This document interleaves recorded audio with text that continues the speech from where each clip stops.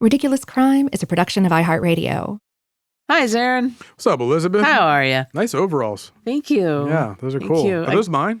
Yeah, I got them at the farmer's market. Oh. I took them there, sold them to someone, bought them back. I was wondering where they were. That explains. I like to There have it is. clothing with a story. A provenance, if you will. Do you know what's ridiculous? Oh, my God. I was hoping you'd ask me that. I do. Oh, good. Do you want to hear it? I would love to hear it. Why don't you go ahead and share? Okay, well, I'll share with the group. I brought enough to share. So, you know how I did a story about Thai monks getting hopped up on meth and they were getting involved in all sorts of crime. Bad boys, what you gonna do? Well, we got a new monk story. Some Sri Lankan monks, also Buddhist monks, 22 of them were arrested in the airport in Thailand, and they set a record. 242 pounds of that good Hindu kush. That sticky, icky, Elizabeth, from way up high. Yeah, so apparently it was a record, and it was every single one of the 22 monks. They were each carrying 5 kilos in false walls in their luggage. They were a smuggling operation. Wow. Yeah, they had been taking a trip from Sri Lanka into Thailand. It was sponsored by this businessman. I think he should be brought in on charges. I would say so. But anyway, all 22 had their... That's 5 crazy. kilos of pot, and they were trying to get it through, and they set a new record. So the monks are still doing their thing. Yay! Isn't that ridiculous? I love outlaw monks. Right? Wow, that's a lot of grass. I'm gonna start telling people that my plug is a Buddhist monk. Where'd you get this, Burnett? You got to know the people I know. I got these Buddhist monks. They bring it in over from Thailand. Do they run their own dispensary? Nope.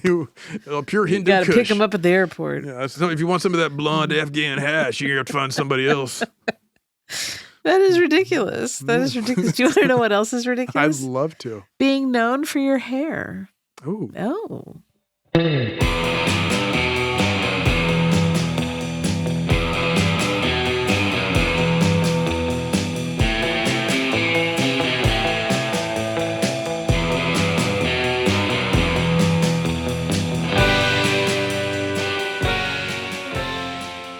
This is Ridiculous Crime, a podcast about absurd and outrageous capers, heists, and cons. It's always 99% murder-free and 100% ridiculous. You damn right. Zaron, I want to talk about hair. The hair on our heads. It serves a purpose. Not the hair on our legs. No, it serves a purpose. It regulates body temperature. It protects from UV rays and such. But societally, we put way more importance on it than it deserves, I think. It distracts from my ears. There's that too. Male pattern baldness is super common. Yes. But the way that people react to it, both those with it and without it, makes a major deal out of it. Oh, yeah, totally. All those women are like, I love me a bald head. Right? And love when it gets all shaved up. And then, some guys want to keep trying to do a massive comb over. Yeah. But as a society, are there, people like really thick, lush hair. Yeah. Some women like a really smooth, bald head, you know? Is there anyone out there who loves a good comb over? They're like, I just go crazy for a windswept do. Yeah, the greasier the better. You ever met a lady or a man who's like, a comb over does it for me? There's a lid for every pot, Zaron. Okay, so somewhere out there is someone who loves the comb over. But we've made hair important to one's image. Yes. It's I can remember back in the day when dyeing your hair a bright, unnatural color was not the norm. You didn't see that around. Oh, yeah, no, that was a freak move. And my hair was fluorescent pink. Like I said. It was a freak move. It was for weirdos. It was so bright. And so this is back when you only had manic panic and punky color as your only choices. And I had bleached my hair. Also Kool-Aid. And Kool-Aid, that's true. I bleached my hair almost white in order to get the color to grab like that. Yeah. I mean, it was a look. It was an obnoxious color, but I loved it. It was a shock, I imagine. Yeah. And I was walking down the street one day with friends, and these two middle-aged women literally stopped me and asked me why I had done that to my hair. Wait, they were offended? Yeah. On behalf of your hair? Why would you do that? And I said, because I felt like it. What do you want? They were personally offended by just seeing it. Wait, these are middle-aged women? Middle-aged women. And so did they forget about all the little blue-haired old ladies who used to exist in the 70s and I don't know. 60s? I mean, this was, come on, some this was women a little had beyond color. the blue-haired old true. lady, but it was just what? Why would you do that? And I thought, well, why do you care? Why not? But like, this is a common issue of our day, right? What do you care what someone else does? Yes, totally. You know, as long as you're not hurting anybody, go nuts. Like, why does what I do with my body have anything to do with them? Yeah, unless Absolutely you want to nothing. dye my hair, we ain't got no problem. Exactly. So like men go to Turkey to get hair implants. Yes. Women sew layers of hair that's not theirs into their own locks to add volume and length. I love in the hood, real Indian hair. The signs on the Yes. windows. It looks so weird. And we have opinions about people's hair, obviously. Mm-hmm. You know, those ladies are an example, but it reflects our personalities. Like my hairdresser once shaved her head and she told me that it felt liberating. And I told her that oddly, it made her look even more feminine. That like she has the most beautiful features and the lack of hair highlighted that. I can see that. So it was, yeah. And Like burkas do the same thing, you know, like where the focus is just on the face. eyes, yeah. So we've had to legislate hair. There's the Crown Act, create a respectful and open world for natural hair. A law enacted in more than 24 U.S. states to ban discrimination against natural hair textures and like protective styles. That includes dreadlocks, as you would Okay. know, in workplaces and schools. And so this way, you know, you can't be discriminated against based upon your natural hair. I got you. And they had to do this because people were told they couldn't wear their hair in a natural style, locks, braids, the unstraightened, beautiful curls, because it looked, quote, unprofessional. And so like hair is political, Oh, hell yeah. you know, afros, braids, butch mullets, Shaved heads. not covering gray, shaved heads, mohawks, whatever the hell's on the president's head. Yeah. It's all political, right? Or even beards, like with the Department of Defense or War, whatever you want to call Beardos, it. With no as he beardo says. weirdos, right? Sure, buddy. Yeah, hair makes a statement. And like hair can be a symbol of ideology, identity, power, but sometimes it's also about function. So at the start of the 20th century, there was the bob haircut. Okay. Women started cutting their long hair short, and it was considered genuinely radical, even scandalous. And like long hair had always been associated with femininity, domesticity, and like submission to traditional gender roles. Sure. So cutting it off was this deliberate act of defiance. But it was like long hair took enormous time and effort to maintain. A lot of care. And cutting it was this rejection of the domestic burden of that. So it was practical. And this became the signature look of the flapper, the new breed of young women who rejected Victorian constraints. Yes. Like throw off the bustle, cut to hair. Yeah, these are women who wanted to vote, work, drink, dance, live on their own terms. Drive and it was cars. It was a practical, modern, androgynous way to challenge the idea that women had to look a certain way to be, quote, proper. And so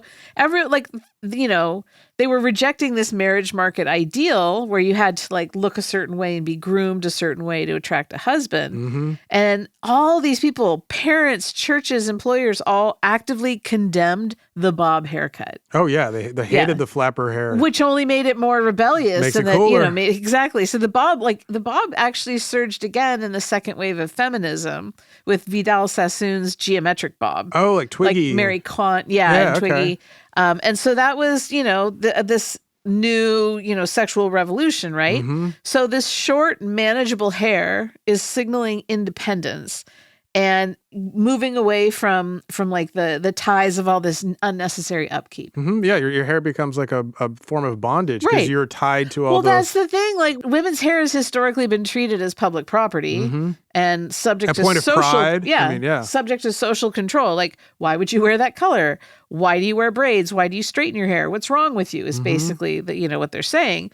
So cutting it short is like claiming bodily autonomy, rejecting the idea that a woman's appearance exists to please others. And also, as we've talked about with the OG bigwigs, it was a way to show you had its status. It was wealth. It Yes. was like, oh, look at me, I'm doing well. Look at all this hair on my head. Right. And I can have someone, groom Coiffed me. and- And yeah, exactly. So today I want to tell you the tale of a brazen outlaw, Yeah. a bad mamma jamma, Ooh. a woman who wore her hair in a bob Okay. and did absolutely whatever she wanted. I'm loving this. I know. I'm going to tell you about Celia Cooney, a.k.a. the bob-haired bandit. Yes. Yeah. So let me read to you from a column by Nunnally Johnson in the Thursday, April 24th, 1924 edition of the Brooklyn Eagle. Quote, Celia Cooney isn't being treated with the respect which she is entitled. There is, of course, a form of tribute in the columns of publicity she's received, but these columns have been, for the most part, chronicles of fact. What Celia Cooney deserves is a ballad, a glorious painting, or a statue, preferably in Prospect Park. It is too bad that she didn't, as Jesse James did, ride a horse. Nothing would excite more public interest than an equestrian statue of Brooklyn's bobbed-haired bandit. Nothing would be more fitting to her achievements. Indeed, there is no reason why the statue shouldn't be equestrian. Celia Cooney, in a few years, will be a legendary figure, a part of Brooklyn folklore, a glamorous myth in a world of girls striving to reach the present height of feminine endeavor. By then, no doubt, Celia Cooney would have been a rider of horses. So she's like Lady Godiva, Sinead O'Connor, and Joan of Arc all rolled into one. So Nunnally Johnson, the author of that, by the way, was a screenwriter, a producer, and a director in like the golden age of cinema. Okay. And he wrote The Grapes of Wrath, adapted the Steinbeck novel, considered one of the greatest screenplays in Hollywood history. Totally. He wrote The Woman in the Window, Tobacco Road, and Jesse James. Oh, Tobacco Road. Hell yeah. He directed The Man in the Gray Flannel Suit. Three Faces of Eve, The Angel Wore Red. Totally. But before he got to Hollywood, he worked as a journalist and a short story writer, and he contributed to publications like the Saturday Evening Post and the Brooklyn Eagle. Word. So he had like this witty, literate sensibility, and we see that in the column. Mm-hmm. The column was widely read, and people loved this. And here he is advocating for the bobbed-haired bandit. So let's dig into Celia Cooney. Please. She was born Celia Roth in the Lower East Side of New York in 1903. And her family, they lived in this basement apartment. She had 8 older siblings and 2 deadbeat parents. Okay. Her dad was a total drunk. All the kids were sent out to beg on the street. That's how the family survived. And eventually, they got taken away to go live with their aunt. When Celia was 4, she was put temporarily into the custody of the Children's Society in New York. And then in 1908, next year, she was given back to her mom. At 5. Yeah. But not long after that, her mom just ditched her. Oh. She was found by neighbors after she just left her in a furnished room. And like 3 days later, the neighbors were like... She's not even school age yet. No. So she went back to the aunt in Brooklyn. And the aunt was like, okay, I think this might have been a different aunt. Okay. Aunt's like, that's it. Okay, we're going to take care of you. So she's enrolled in Catholic school, taken care of. But when she's 16, she's like, I'm ready to go out on my own. Enough of this. I'm good. So it's 1919. She left her aunts and she got a job as a laundry worker. And in 1923, she met a fella and fell in love. Okay. So she's 20 now. Yeah. Edward Cooney. Mm-hmm. So he's a larger dude. Everyone said that he looked like heavyweight boxing champion Jack Dempsey. Oh, hell yeah. Yeah. Celia, on the contrary, looked nothing like Jack Dempsey and was not huge. She was tiny. What if the two of them looked They both look like Jack Dempsey. So she was barely 5 feet tall. Okay. She's just a litlin. They met at the pictures. And so soon enough, they get married. They're living together. They're barely scraping by. Celia was making $12 a week. That's like $230 a week today. Ed was making $30 a week as a welder at a mechanic's garage. And then, as Celia later recalled, quote, I had never been so happy in my life, but we weren't saving a cent.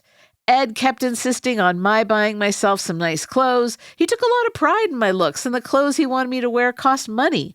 It seemed so wonderful to me to be loved and worried about, so we spent our money that summer almost as fast as we made it. Good for them. It was young. Yeah, you crazy kids. Exactly. Buy yourself some new looks. You don't know what's going to happen with her old gun nuts.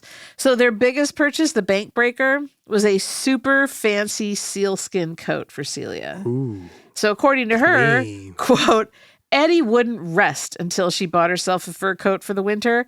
I had always longed for a real fur coat, Celia later explained, and I always knew it was impossible. But Eddie was different than me. When he wanted anything, he went right after it. So, by the way, where do you stand on fur? Like, I'm against it in terms of how they harvest it, but I love the look of it. So yeah. I don't know what to do with that. Yeah, it's the feel. I mean, if you worn a fur, you're like, oh God, I'm a McLeod of just style. I don't know. It's always kind of weirded me out, but yeah, I'm not like fans of like a lot of like a rabbit fur, but I mean some of the lusher ones. I don't like think I could hang anywhere near a sealskin coat, but like the They are, very luxurious looking and they feel so soft. Yeah, and... but I'm totally against how that happens. So, if you exactly. had like a roadkill coat, I'm totally into it. Now you look at like vintage furs. That's the idea, yeah. Is that, it's job's but been people done. can't tell that it was vintage, so they just think you still support the fur industry and you may get the red paint. You can't tell. Exactly. Who knows? But yeah, I think you like it probably more than I. I like natural looking stuff. So that's my bias. I like renewal. I like wool and cotton. Yeah. Yeah. I'm not a fan of like vegan leather. I hate that stuff. No, that's just plastic. Yeah. That's what that is. Let's call it what it is. But it is. Aaron. Yeah. Pleather. So here we are, 1924. Celia, 20 years old, wearing her fancy coat. Oh, and newly pregnant. Oh. She wanted to give her baby a better childhood than she'd had. And she wanted this kid to know a good life. And Celia wanted to live a life herself of like fame and glamour and adventure. It's the 20s. Everybody's suddenly into that. Yeah. So the couple, they decided to make that happen. And the way they wanted to make that happen, comedy career. they decided to rob a grocery store. I was so And close. it's two sides of the same coin. So Ed's boss was this guy named Paul Horgan, which sounds like you're trying to say Paul Hogan, but you got something in your mouth. Like, finish eating your sandwich, and then we'll continue the conversation. So he couldn't pay Ed all that much, but there were other perks to the job. Like, he left a couple cars in the garage at all time, and Ed and Celia, they didn't have a car, and they could in no way afford a car. So Paul let them borrow one every now and then. Generous. Take your gal out. So remember, Ed's a welder. He used his talents with the torch to make himself some new license plates for his borrowed ride. So there's this book, The Bob-Haired Bandit, A True Story of Crime and Celebrity in 1920s New York by Stephen Duncombe and Andrew Matson. And they said, quote, New York State alternated colors every other year. One year it was yellow on black, the next black on yellow. By cutting a couple of 1922 plates in half and then welding them to a pair from 1924, Ed created a set of plates with a 1924 stamp, but a new number that couldn't be traced back to Horgan's garage. After bolting these onto one of the cars in the garage, he drove to pick up Celia. That's kind of brilliant. Very clever. And with that, I love that you got the part with the sticker on one part. Exactly. So they're off. Okay. Let's take a break here, go weld some plates, and listen to the great ads that we have on offer from our wonderful sponsors. And when we come back, we're going to join the couple on their first criminal adventure. Nice.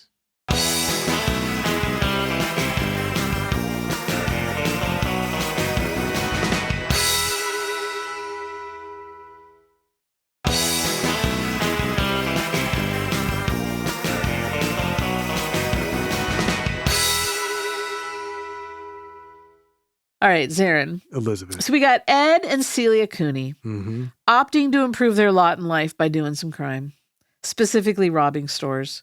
Like, they figured they'd hit little shops, corner stores, groceries, drugstores, all in Brooklyn. So they're doing you rob banks because that's where the money is. They rob stores because that's where some of the money is. Some of the money is. Yeah. Enough of the money is. So the crime spree began on Saturday night, January 5th, 1924, in a grocery store in Park Slope, Brooklyn. Okay. Celia got all dolled up. She put on the finery that Ed insisted she have, and that she felt she deserved.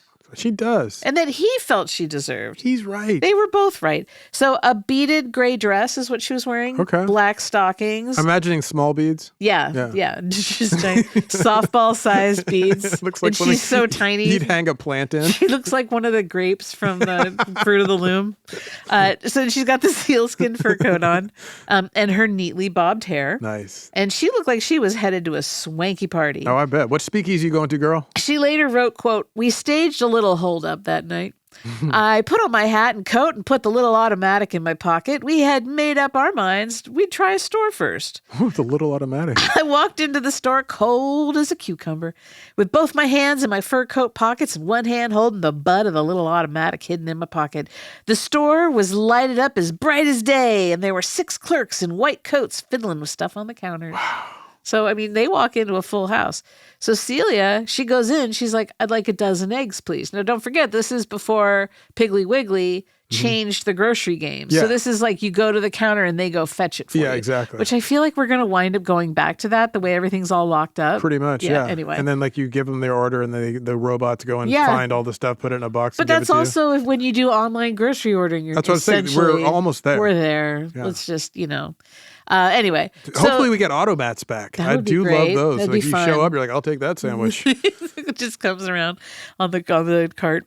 As the clerk sets the eggs on the counter, Celia pulls out her gun and yells, "Stick 'em up!" And then Ed came storming in and he emptied the register. And Celia later explained, quote, "Honestly, they were like sheep. They went where we told them and they stood in line with their mouths gaping and their eyes popping, looking so silly. It made me want to laugh." All right. Yeah. Okay, Celia. All right, Bonnie Clyde. So they left with $688. That's like 4 months' work for both of them combined. Yeah. Not bad. So according to the New York Times, quote, "When she robbed on the next Saturday and again the next week, the bobbed-haired bandit was born.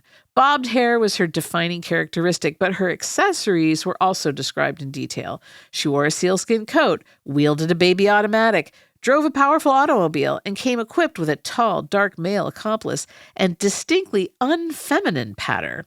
Another peep out of either of you and you'll stop gassing forever."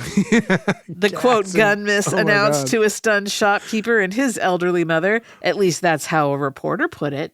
Oh, man. I love 1920s and 30s speak. It's so good. People just suddenly got like colorful as Shakespeare. Yes. We're just like, stop, you're gassing forever. So within a week, they'd hit another shop. They got $113 from an A&P. Then they hit another. $250 from a Bohack grocery store. And then another. Zaron, close your eyes. Yeah, my eyes are closed. I want you to picture it.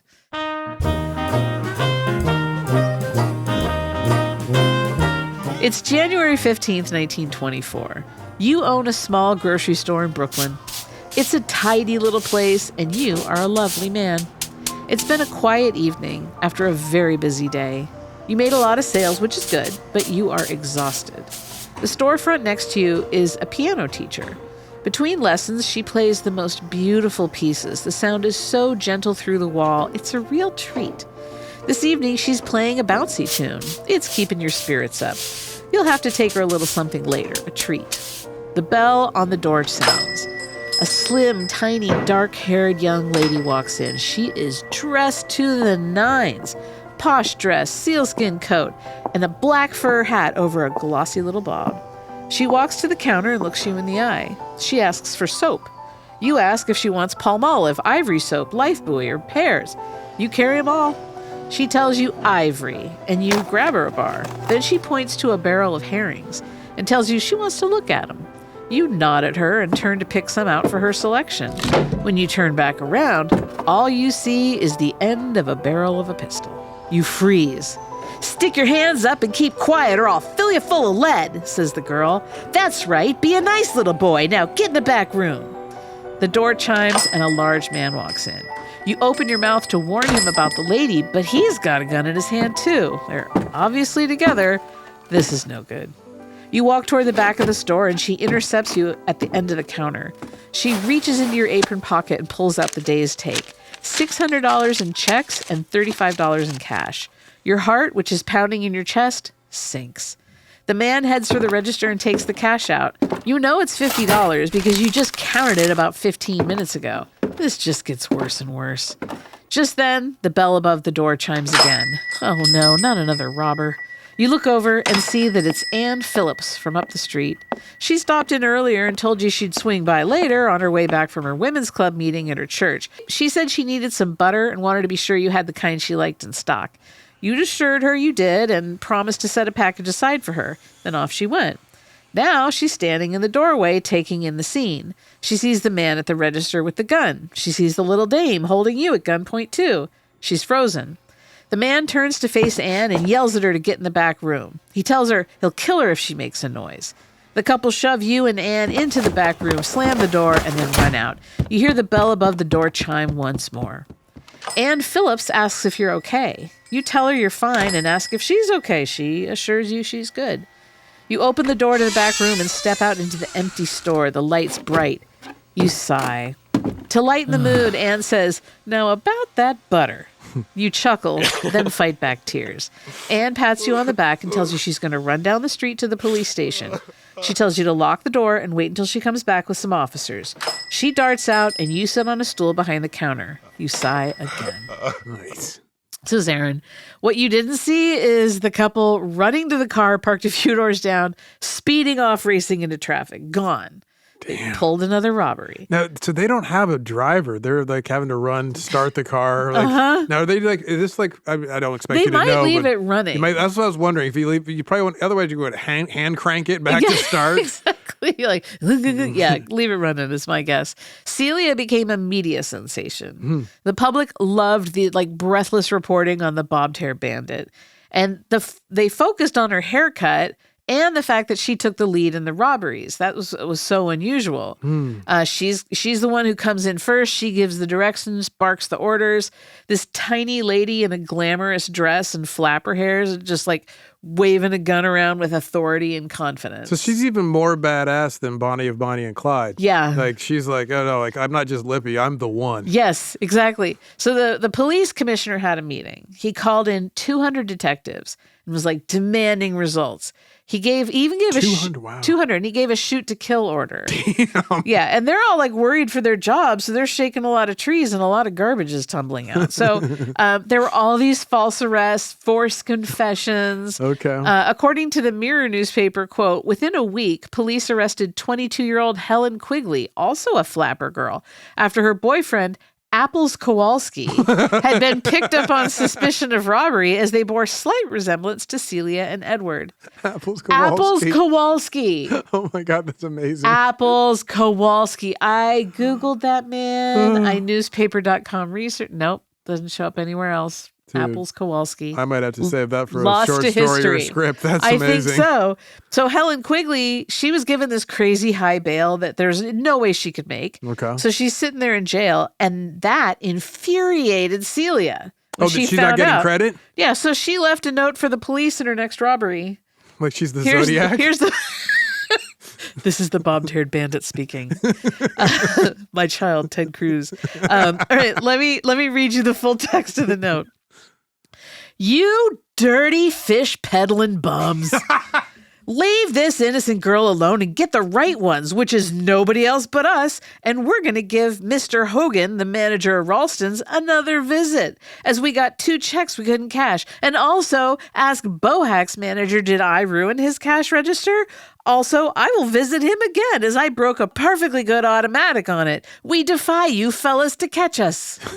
Damn, girl. You dirty fish-peddling bums. Not fish-peddling. Fish-peddling.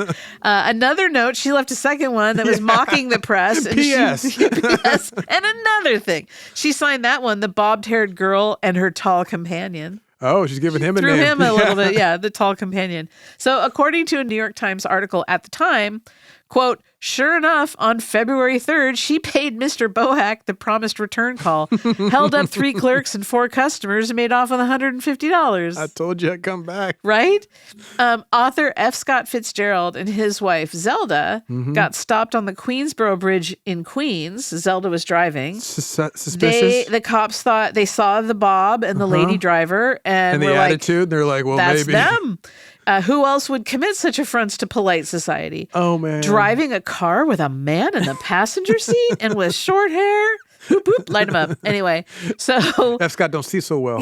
Despite all the traffic stops and street-level shakedowns, the cops came up empty. I love that they get roped into this. Well, then, the mayor's like, quote, there isn't any bob-haired bandit. That's only a myth. He's trying to play it down. Like, no, this is just, they're making it all up. He's fake news. Like the mayor from Jaws. Yes, yes.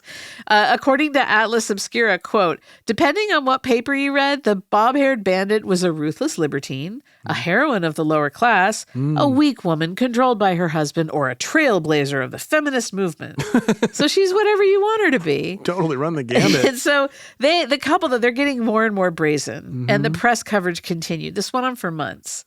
And they even managed to rob a drugstore across the street from a National Guard armory where a policeman's ball was in progress. What? And don't be surprised, they got away. Yeah. So these two weren't stupid. They'd hit on a formula that worked. But they also knew it couldn't last forever. Okay. Like they figured, look, the cops are going to catch us soon enough. Yeah, we're going to either get unlucky or something's going to happen. Someone else does get lucky. So you know what that calls for? What? One last job. Oh, no. Yeah, they decided on one last job, one that would get them squared away for the rest of their lives. The other problem is that Celia's pregnancy was really showing She's at this doing point. all of this at like 6 months pregnant? Yes. Wow. Increased them like higher than that. More. She's more pregnant It's like than that. 7. Oh, wow. So they had to act quickly. they had to do something about this. They put their furniture She comes waddling in with a 32 automatic. It's like, well, they put their furniture into storage. Uh-huh. They bought tickets on a boat headed to Florida. oh, to Florida. And then they checked into a hotel under fake names. Okay. So everything was set for them to do their one final job on April Fool's Day, no less. Oh. And it was a doozy. It was way bigger than the grocery stores they'd been hitting. That's why I'm wondering who they're going to hit for their one last job. The National Biscuit Company Payroll Office, Nabisco. Nabisco. The Oh, Nabisco yeah. Payroll Office. And they weren't going to hit it in the evening at close of day like they had been doing. They were going to nail them in the middle of the day. Yeah. So they hired a Packard with a chauffeur to drive them. And a Packard is a nice car. Yeah, that's got some muscle right there. Yeah. And so they were posing as out-of-towners.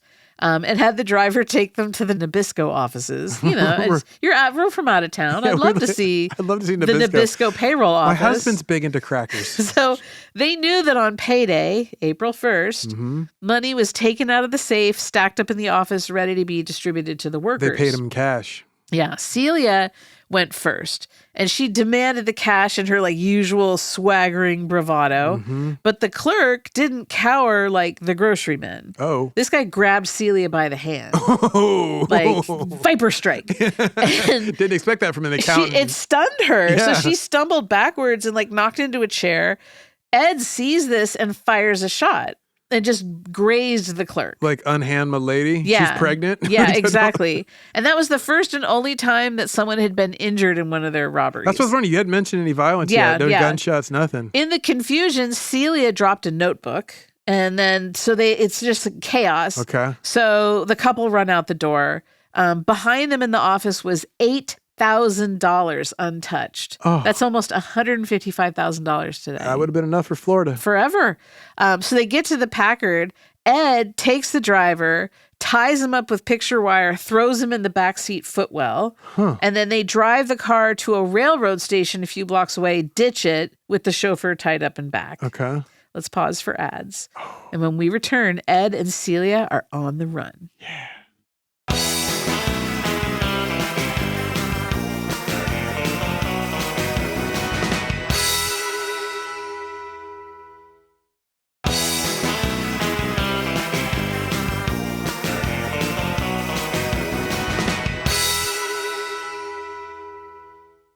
Zaron. Elizabeth. So, Ed and Celia tried to knock over the Nabisco payroll office on payday. They were not successful. Celia dropped a notebook there. They might as well have robbed a bank. I mean, why? I know that she thinks the Nabisco people well, because aren't there's gonna... likely not going to be a security guard. I would think there'd be a I think security guard there at would be Nabisco. on payday. They lucked out. Yeah. That they didn't get all shot up. So she leaves a notebook, but she also left a ton of witnesses. Yes. And here's the thing. They didn't have to go far to get to the Nabisco offices. It was right by their apartment. And Celia, this pregnant lady, this tiny little gal, they weren't exactly anonymous. According to a New York Times article at the time of their arrest, quote, by tracing the limousine that a, quote, Mr. and Mrs. Parker hired while registered at the Hotel Clayman, now the Times Square Hotel at 8th Avenue and 43rd Street, and in which the couple rode to the Biscuit Company's offices, the police became satisfied that the Parkers in reality were Edward Cooney and his young wife. So when they investigated, they found out the couple had moved out of their apartment on Pacific Street in Brooklyn, and that they'd moved on the same day the supposed Parkers had registered at this hotel. They tracked down Ed's mom. She said she had no idea where the couple was. Neighbors were ready to dish, though. I bet. All about the suspicious stuff they'd been seeing. Oh, yeah. So per contemporary reporting in the New York Times. Interviewed in her window was... Oh, pretty much. Quote, at several of the addresses at which they had rented rooms, they were spoken of as a, quote, awfully nice couple. But at one address, where they lived for 5 months, an Irish woman pierced the mask. And she was instrumental in aiding the police to identify the bob-haired bandit by means of a photograph. Yeah. So she didn't like Celia because she thought that Celia stole $20 from her. Okay. And she also didn't trust her because she changed her hair color so often. Oh. There's some hair bias. And then she also said and this makes no sense, so I'm going to read it to you, in that same New York Times article that, quote, a large picture of myself as a bride taken with my husband, a picture I valued very highly from sentiment, although it was only worth actually about $40, disappeared. When I missed the picture, I got real mad, and I took a picture of my lodger and told her I would keep it until my picture was returned. But it never was returned to me. And so last Friday, I turned over to the police the picture of this young woman. Are you kidding me? So she thinks Celia stole her wedding photo, which, like, why? No one wants your wedding pictures. Exactly. Nobody wants your wedding pictures. Why would you Unless steal you just someone didn't like the lady and you knew she coveted and threw it away? Loved it, and you're like, and so she's like, "Oh yeah, well I'm going to take your picture." And I like that she and then does she's like, "Sit very still," and then puts the fabric over her head. Stay right there. I like how she has a view of, like, you know, some of the indigenous tribes where, like, you hear about, like, you take a picture, you can take some of the person's She soul. stole their She's soul. like, I'm going to take a photo of you, and you know what? And you're not going to get this piece of your soul back. This lovely Irish crone did just that. God bless her. God bless her. So detectives, they sat on Ed's mom's place and, like, surveilling her for clues. And then on April 11th, they intercepted a letter from Ed to his mother. Uh-oh. He wrote that his new address was this furnished room in Jacksonville, Florida. And he was begging his mom, please send money. We have absolutely nothing. We're broke. Think of the baby. Well, and they're like, yeah, we're about to go, we have to go to the hospital soon. And You're going to be a grandmother. 2 New York detectives were sent to Jacksonville the next day. But they struck out when they found that the couple had vacated the address that Ed gave to his mom. Oh, they had no money, not even to keep the place. And the landlord didn't have a forwarding address. And so New York detectives teamed up with local cops and canvassed the area, and they got a lead and a new address. And the couple had stopped running because Celia gave birth. Oh. And tragically, their baby passed away just a couple of days later. Oof. So when the cops came, neither Celia nor Ed fought them. I bet not. You know, they were just broken like people at completely, this point. Yeah. completely. They went peacefully despite being fully armed. I mean, they had a bunch of guns. Yeah, she's keeping that 32 automatic on her. Celia, but here's the thing. Like, Celia, she told the cops later that Ed wanted to fight it out or end it all, but she convinced him to just cooperate. And while they didn't put up a fight, it doesn't mean that Celia had lost her spirit. Yes. So as she surrendered, she said to the police, I'm the bob-haired bandit you've been looking for. Like, just, hey, I'm your Huckleberry.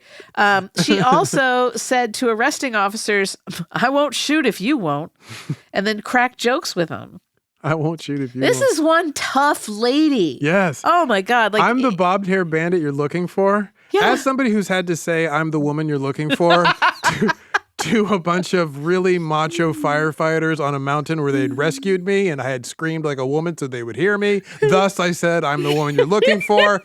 I have to say, it feels really good to have a pithy statement. Yeah. And for me, it was the inverse. It felt ridiculously bad. Yeah. But I imagine for her, it was ridiculously good. It's got to be a relief. Yes. You know, and it's like, And here's getting your credit. She wants her credit. This woman is secured just, she is so, like, battle tested from the day she came to this planet. Oh, yeah. And she's, like, had this adventure that she was seeking. She's just lived through unspeakable tragedy. Yeah. But, you know, the thing is, too, it's that it's not, it's tragic, but it's not like it never happens. And it's something that we don't acknowledge the grief that people carry for that sort of thing. Yeah. And so here, but she is just, that is tough stuff. Oh, she got a lot of grit and sand. And she won't let her husband take a coward's way out, you know? So they get thrown back on a train to head to New York to face charges. Okay. According to the New York Daily News, quote, thousands mobbed Pennsylvania Station to get a glimpse of the bobbed-haired gunwoman as they arrived in New York 2 days later. They saw, the Daily News reported, a diminutive girl barely over 5 feet in height, with a heart-shaped face pierced by 2 very bright black eyes. As for the infamous hair, it was dark black, and as Cooney told reporters, about down to my shoulders. I've let it grow ever since I was first cut. Oh. So she's just like, look, I do what I want. So stolen valor, Miss Bob. Yeah, well, it was a grown out Bob. So that's the old me. I'm on some new energy. The 2006 book, The Bob-Haired Bandit, said, quote, only drastic action stopped the crowd.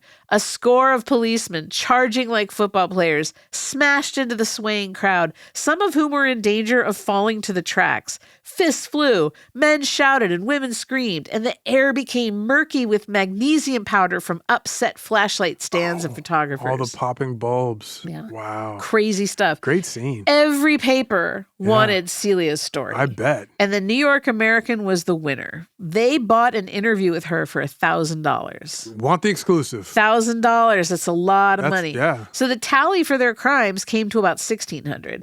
And Celia were like, no, we only netted about $900 total. So they got more for the interview. Yeah. And I'm guessing they say they disputed it because I'm thinking they probably couldn't move all the checks. Oh, okay. But they were flat broke when they were arrested, like not a dime.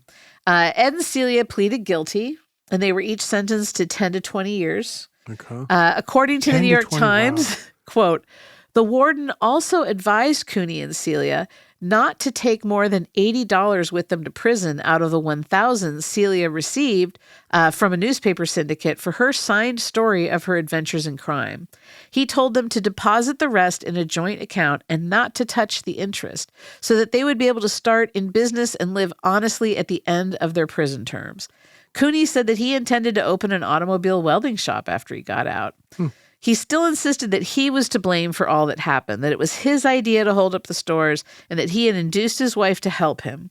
He said that he got the idea from reading about crimes in the newspapers. He also said the newspapers had been too hard on his wife. Well, decent guy. Yeah. When they were transported from the courthouse, 2,500 people crowded around to see them. Nice. Reserve officers, mounted police were called in to control the crowd.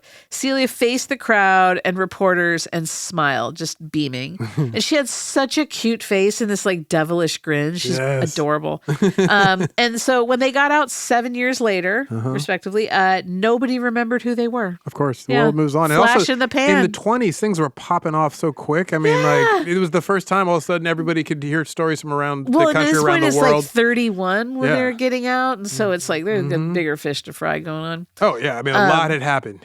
Well, and Ed, when he was inside, lost an arm in an accident in the prison. And he developed tuberculosis while he was doing his time. But as a result, he won a $12,000 settlement. So I'm guessing he was working in the prison shop and something went wrong. And there was an industrial accident? Okay. The couple used that money plus the $1,000 they'd squirreled away to buy a cottage on Long Island. I love that they stayed together. Yeah. Celia studied stenography and typewriting while in prison, so she was ready for gainful employment when she got out. She was offered movie cameos, but she turned them down. When she got out? Yeah. So she still had enough fame. Yeah. But she just wanted this new anonymous life. Ed passed away in 1936, which is like about 5 years after his release from that tuberculosis that he contracted in prison. Okay. Celia became a good, productive citizen. She had kids. She was a great mom. She worked tirelessly to support her boys. One of them actually became a deacon in the Catholic Church. Another one, ironically, became a cop. And she was like boastfully proud of her children. She eventually moved to Tampa Bay where one of her kids was living, and he took care of her at the end of her life. She died in 1992 at 88 years old. Whoa, but she got her life in Florida. Yes. The happy life in Florida. Yes, she did. And what did her kids think of their mom's early career as the bobbed-haired bandit? Especially the cop kid. Yeah, they had no idea. She didn't tell them. No, she kept it a secret from her kids. And only at the end of her life, when her mental state was slipping, did she start to share things. And her sons were like, oh, come on. She's like, making it up. And she's really turned the corner here. Oh, boy. Yeah, they're puzzled. Can you imagine if your mom started telling you? So I stuck up this grocery store. You're like, okay, Mom. I had a .32 automatic. Let's get you laid. Put it in his chest. Lay down. Calm down. Let's get you some tea. They're like, there's no way she's telling the truth. Like, she has to be confused. She's making it up. After she died, her son started researching his mom, and he's blown away. And like, it's really hard for him to talk about like the tragedy of it, the desperation she must have felt. Like, he gets all emotional. He doesn't like to discuss it.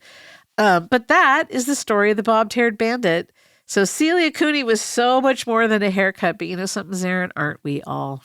Not me. I'm mostly haircut. It's all haircut. It's all haircut. And attitude. So that is awesome. So what is your ridiculous takeaway? I love that she didn't tell her kids about her past, and then it just leaked out of her as like against her own will, you know? Yeah. I love that, you know, the truth will eventually win out. But and also that she had turned the corner of like a rehabilitation in prison where they, you know, one, she comes back and they become a you know, happily married couple in Florida. Did he make it to Florida? No, they were up in New York. They were in Long Island. Yeah. So then they at least say, you know, they got to have some of a life together. Then she gets to go have her Florida life that she dreamed about. She has children, makes a cop out of her whole existence. A Catholic deacon. Yeah. And then she got one last, like, not like, you know, she wanted credit. So she got credit, but not from an audience that wanted to give her the credit, her children. Exactly. But, you know, she got that one more, like, whoa, you were a bad man pajama. Right? So, you know, hats off to the bob-haired bandit. What about you, Elizabeth? What's yours? I keep thinking about how just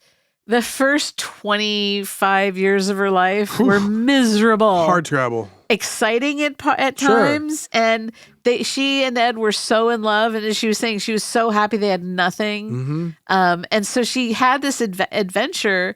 But she truly, even though she had to do time, she created her own life and came out of it and like broke so many cycles, you know, that totally.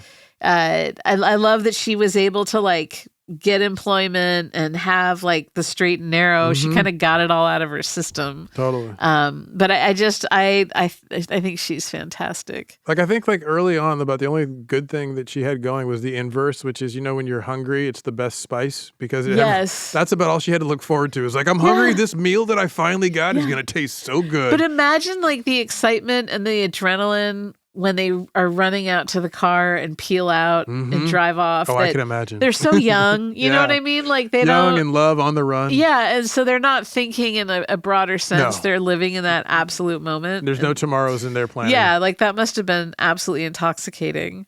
You know what I think we need is a talkback. Producer D, what you doing? Hit me. Talkbacks. Oh my God, did he just say that? OMG. Hey guys, I just want to tell you how you made my day. I was listening to the podcast on a drive, as you do, and I was not having a good day, practically in tears. And then Elizabeth came in and said she did not have a mashup. And Zaron's reaction sent me into such a giddy good mood. I owe you guys a big one. Oh, man. Oh, man. No, I owe you one now. Like, listen, sister, I totally understand that feeling.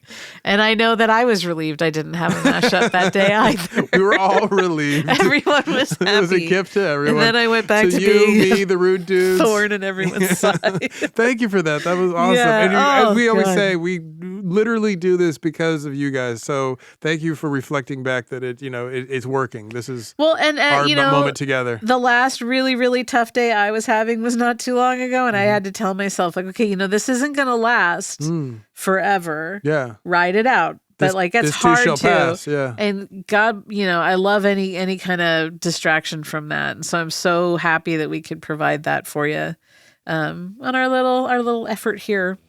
That's it for today. You can find us online at ridiculouscrime.com. We're also at Ridiculous Crime on both Blue Sky and Zaron on Instagram. You can find us on YouTube at Ridiculous Crime Pod. Email us at ridiculouscrime@gmail.com. And please, please leave a talkback on the iHeart app. Reach out.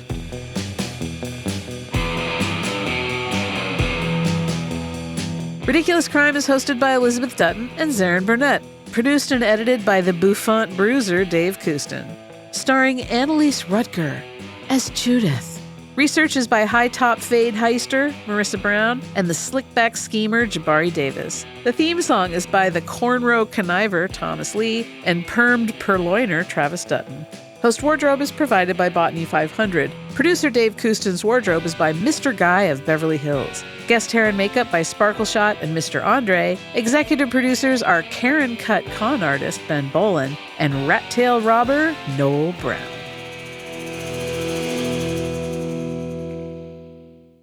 Ridiculous crime. Say it one more time. Ridiculous crime.